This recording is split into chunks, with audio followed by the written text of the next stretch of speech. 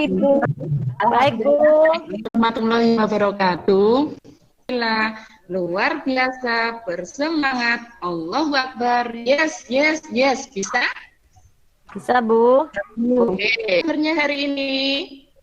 Alhamdulillah. Alhamdulillah. Luar biasa. Allah pinter semua, lebih semangat ya. Anak-anak hari ini ada yang tidak masuk? Masuk semua, Bu. Alhamdulillah hari ini sudah masuk semua ya. Agus kemarin tidak masuk, sekarang sudah bisa masuk. Berarti Agus sudah sembuh ya sakitnya ya? Sudah, Bu. 1, 2, 3. Garuda Pancasila,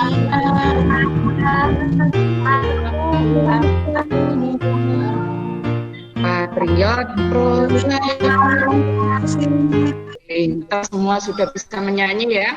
Pembelajaran kita hari ini berbagai pekerjaan, subtema 3, pekerjaan orang tuaku, pembelajaran 1 ya. Pembelajaran kita, tujuan belajar kita hari ini yaitu setelah melihat video dongeng tupai dan ikan gabus, kalian mampu menilai unsur intrinsik dalam cerita secara perinci. Itu anak-anak pembelajaran, tujuan pembelajaran kita. Ibu mempunyai cerita, kalian simak baik-baik ya. Iya, Ibu. Sudah dengar? Sudah dengar ceritanya? Dahulu, hiduplah tupai dan ikan gabus yang bersahabat. Mereka tinggal di sebuah telaga di Kalimantan Barat. Persahabatan erat mereka mulai sejak kisah berikut ini. Pada suatu hari, tupai mendengar kabar bahwa ikan gabus sakit. Nah, anak-anak, tadi kalian sudah menyimak dongeng tupai dan ikan gabus. Ayo, siapa di antara kalian yang suka sekali dengan dongeng? Coba angkat tangan. Saya suka, Ibu. Tahukah kalian siapa itu pendongeng? Dongeng itu orang yang baca dongeng ya, Ibu? Iya, pinter. Pendongeng itu adalah orang yang menyampaikan dongeng kepada kita. Nah, di dalam buku itu Ayah Lani adalah seorang pendongeng, ya. Kalau pekerjaan ayah kalian apa kira-kira? Umi, pekerjaan ayah kamu apa? Petani, Ibu. Iya. Kalau Lindra, pekerjaan ayah Lindra apa ya? Sopir, Bu. Iya. Itu ya. Jadi pekerjaan orang satu dengan orang lainnya itu berbeda-beda. Nah, tadi pekerjaan ayah Lani adalah seorang pendongeng, ya. Kalian tadi sudah menyimak dongeng tupai dan ikan gabus. Nah, tahukah kalian di dalam dongeng atau cerita itu terdapat unsur-unsur intrinsik cerita. Coba siapa yang tahu unsur-unsur intrinsik cerita itu apa? Unsur yang ada di dalam cerita itu, Ibu. Pinter, itu unsur-unsur intrinsik ya. Namanya unsur intrinsik itu adalah unsur yang membangun suatu karya sastra yang dapat ditemukan di dalam teks karya sastra itu ya. Apa saja yang termasuk unsur intrinsik cerita? Ada yang tahu? Coba angkat tangan lagi. Halo. Hai. Hai. Halo. Halo. Halo. Hai. Hai. Siapa tadi tokoh dalam cerita tadi, Nak? Ada yang tahu? Tupai, Bu. Iya, pinter ya. Tokoh itu adalah pelaku dalam sebuah cerita. Nah, dalam cerita yang kamu lihat tadi, tokohnya ada tupai, ada juga ikan gabusnya. Unsur intrinsik berikutnya yaitu latar. Ya. Latar adalah segala keterangan, petunjuk, pengacuan yang berkaitan dengan tempat, waktu, dan suasana terjadinya peristiwa dalam suatu cerita. Itu adalah latar. Yang ketiga ada tema. Tema itu adalah gagasan atau ide pokok suatu cerita. Unsur intrinsik yang keempat adalah amanat.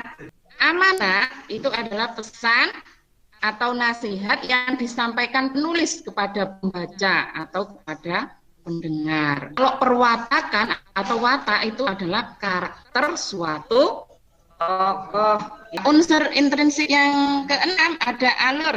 Alur adalah urutan atau rangkaian peristiwa dalam suatu cerita, ya. Nah, anak-anak, kalian sudah mengetahui unsur-unsur intrinsik dalam sebuah cerita, ya. Dan kalian tadi juga sudah menyimak dongeng tupai dan ikan gabus. Sekarang tugas kalian adalah membuat peta konsep sederhana, ya, yang menceritakan unsur-unsur cerita yang telah kamu simak tadi. Nah, anak-anak, tahukah kalian dalam bercerita orang itu biasanya bisa menggunakan wayang loh, ya. Wayang terbuat dari kayu dan wayang dibuat oleh pengrajin kayu. Nah, mari kita cari lebih lanjut tentang seorang pengrajin kayu. Coba Ibu minta Agus tolong dibacakan. Pekerjaan ayahku adalah pengrajin kayu. Ayahku membuat meja dan kursi. Untuk menghasilkan kursi, awalnya ayahku membeli kayu. Pinter, terima kasih ya anak Agus. Nah, anak-anak, tahukah kalian dari mana kayu berasal? Ayo, siapa yang tahu? Coba angkat tangan. Iya. Hutan, pinter ya. Kayu berasal dari sumber daya alam hutan. Hutan banyak sekali manfaatnya ya anak-anak. Yang pertama, hutan itu adalah sebagai penghasil kayu. Yang kedua, ada dampak hutan yang gundul. Nah, kalau hutan kita gundul, apa dampaknya? Banjir ya. Kalau hutan kita gundul, bisa berdampak pada banjir, longsor. Itu adalah dampak dari hutan yang gundul. Nah, supaya hutan kita tidak gundul, bagaimana cara kita melestarikan hutan? Menanam pohon, Bu Guru. Iya, menanam pohon atau reboisasi, penanaman hutan kembali ya. Itu adalah cara melestarikan hutan ya. Ada pertanyaan sampai di sini?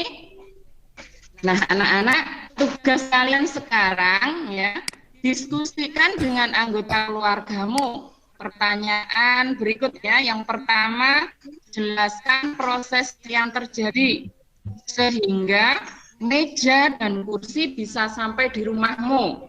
Nanti tugas kalian tulis di selembar kertas, kemudian foto dan kirim melalui WA grup. Ya. Nah, pembelajaran hari ini apa saja, Nak? Kita simpulkan bersama. Yang pertama kita mempelajari apa? Cerita, ya, unsur-unsur cerita. Unsur cerita ada apa saja, Nana? Ada tokoh, Bu Guru. Ada tokoh. Halo, Bu Guru. Alur, Ada amanat, Guru. ada amanat, ada alur. Nah, selain kita mempelajari cerita, apalagi tadi? Manfaat hutan dan dampak jika hutan itu gundul, ya.